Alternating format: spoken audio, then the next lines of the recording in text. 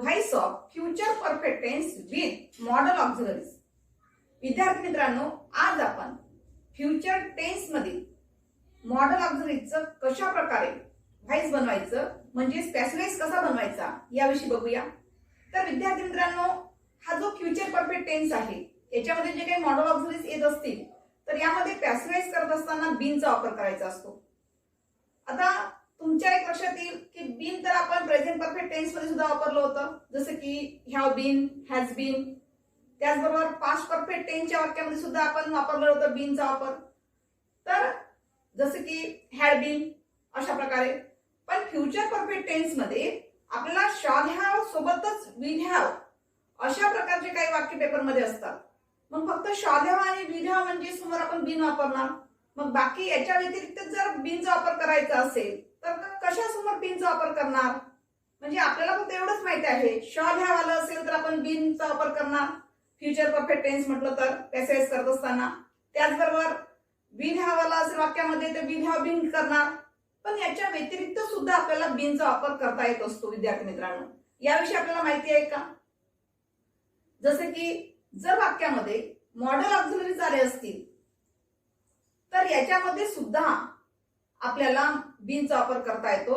Late us see construction of this type object plus auxiliary plus have plus been plus third form of verb plus remaining words plus by plus subject.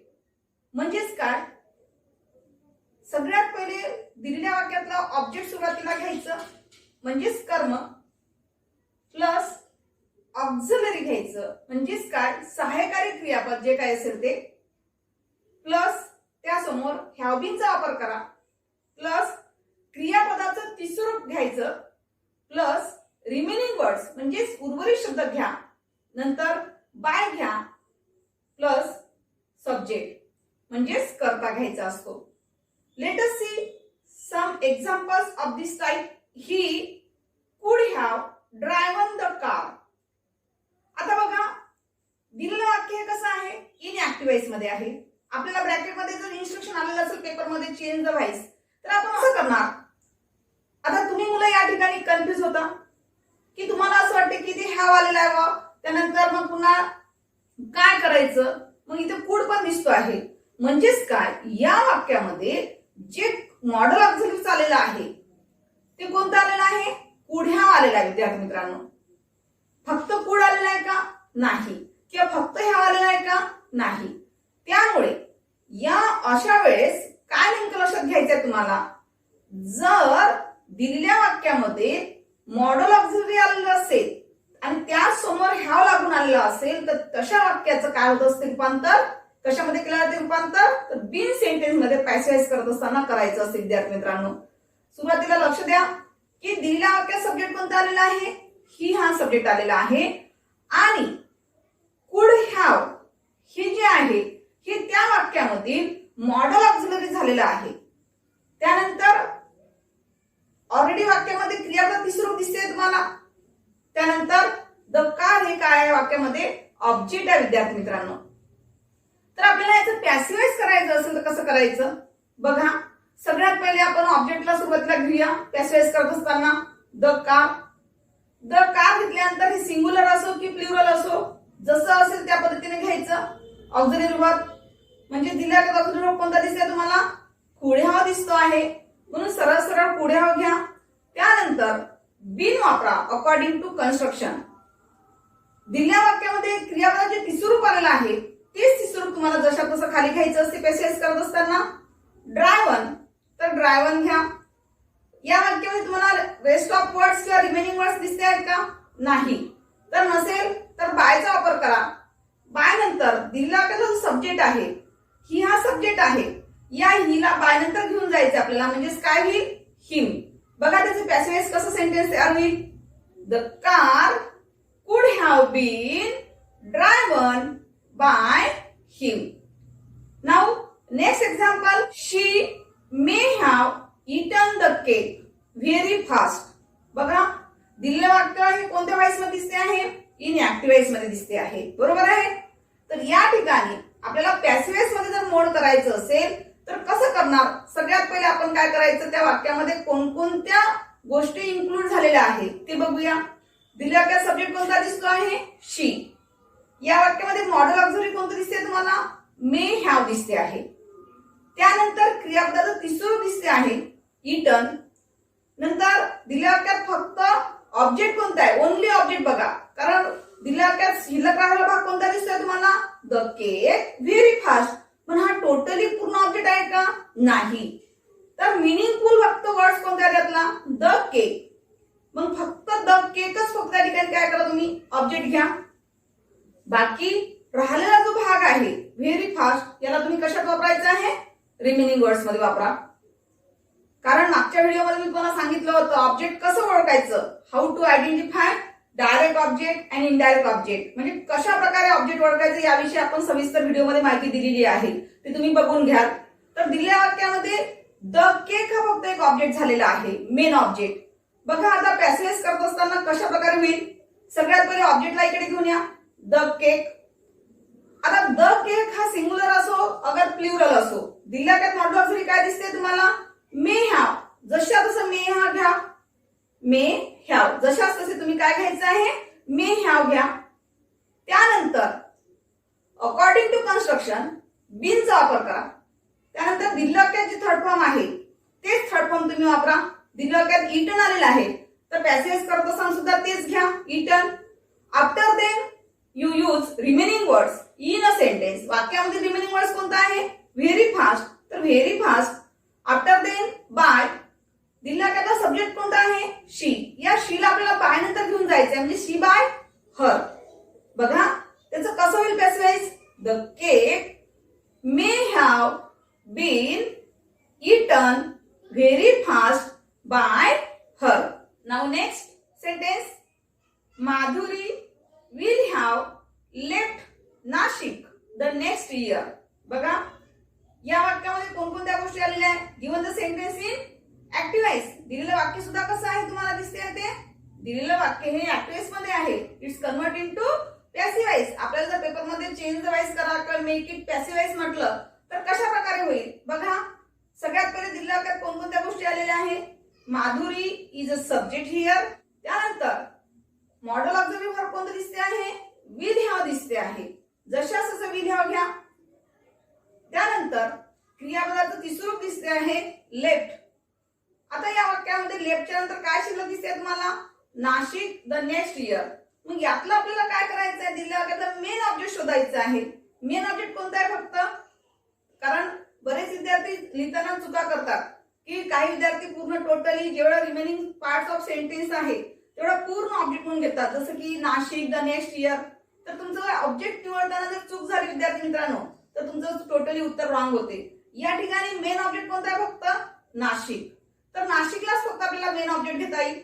The next year जे आहे तर the next year that is remaining words. बघा आता याला आपल्याला passive voice मध्ये convert करायचं असेल तर कसं करणार? सगळ्यात पहिले काय करायचं? त्या वाक्यातील जे ऑब्जेक्ट आहे त्याला पॅसिव्ह वॉइस सब्जेक्टच्या ठिकाणी घेऊन या, नाशिक.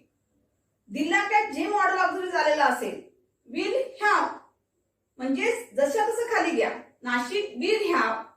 त्यानंतर आपल्या जवळ बीनचा वापर करा. बीन घेतल्यानंतर अकॉर्डिंग टू कन्स्ट्रक्शन दिलेल्या वाक्यामध्ये लेफ्ट हे तिसरं रूप आलेलं आहे. आपल्याला सुद्धा काय पाहिजे आहे? थर्ड फॉर्म ऑफ वर्ब हवा आहे, म्हणजेच लेफ्ट. त्यानंतर remaining words the next year by. दिलेल्या वाक्यातला सब्जेक्ट कोणता आहे? नाऊन आहे. जसं की माधुरी किंवा कोणतं नाऊन आलं असेल तरी जसं आलेलं आहे तसंच तुम्ही घ्यायचं असेल विद्यार्थी मित्रांनो. इथे जर माधुरी आलं असेल तर तुम्ही बाय नंतर काय घ्यावं लागेल? तुम्हाला माधुरी घ्यावं लागेल. Now next example. Humans would have change ecosystems more rapidly. बघा given the sentence is in active voice. दिलेलं वाक्य जे आहे ते पुन्हा कशामध्ये आलेलं आहे? ऍक्टिव्ह वॉइस मध्ये आलेलं आहे. याला कन्वर्ट इनटू पॅसिव्ह वॉइस मध्ये करायचं आहे. तर बघा पहिले सगळ्यात पहिले दिलेल्या वाक्यात कोणत्या गोष्टी आलेल्या आहे? Which things include in a sentence. बघूया.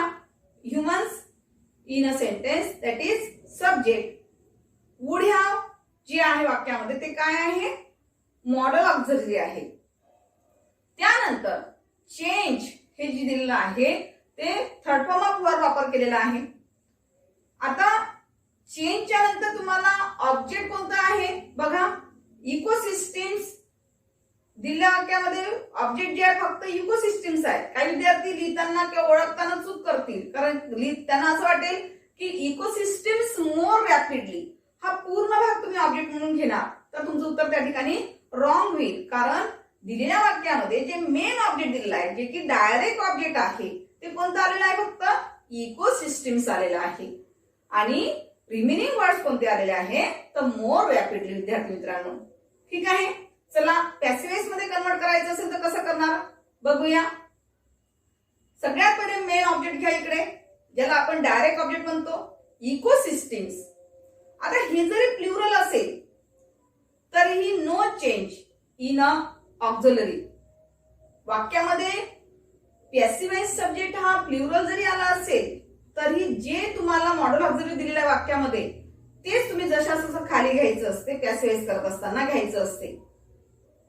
दिलेल्या वाक्यात पॅसिव्ह वॉइस सब्जेक्ट इकोसिस्टीम्स आहे इन अ प्लुरल, प्लुरल मध्ये दिसते तुम्हाला, तरी देखील आपण आपल्या वाक्यात काय आलेला आहे, मॉडल ऑक्झिलरी वुड हॅव आलेला आहे.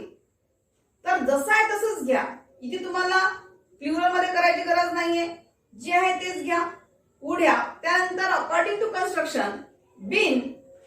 त्यानंतर दिलेल्या वाक्यामध्ये थर्ड फॉर्म ऑलरेडी आलेला आहे, तेच तुम्ही पॅसिव्ह वॉइस करताना घ्यायचं, जे की चेंज. त्यानंतर तुम्हाला रिमेनिंग वर्ड्स घ्यायचे असतात, मोर रॅपिडली, बाय. दिलेल्या सब्जेक्ट कोणता दिसतो आहे, ह्युमन्स. तर बाय नंतर सुद्धा तुम्हाला काय घ्यावं लागेल, मग ह्युमन्स. कारण ह्युमन्सचा बदल बाय नंतर काय होणार आहे, ह्युमन्सच होणार आहे. त्यामुळे तुम्ही ऑलरेडी जसं बायच्या नंतर जो सब्जेक्ट आलेला असेल त्या सब्जेक्टला बायच्या नंतर घेऊन घ्यायचं ऑब्जेक्टच्या पोझिशन ठिकाणी, म्हणजेच ह्युमन्स. बघा पॅसिव्ह वॉइस करत असताना कसं होईल आता sentence, ecosystems would have been change more rapidly by humans. चला नेक्स्ट एक्झाम्पल बघूया. I should have made a suggestion to you.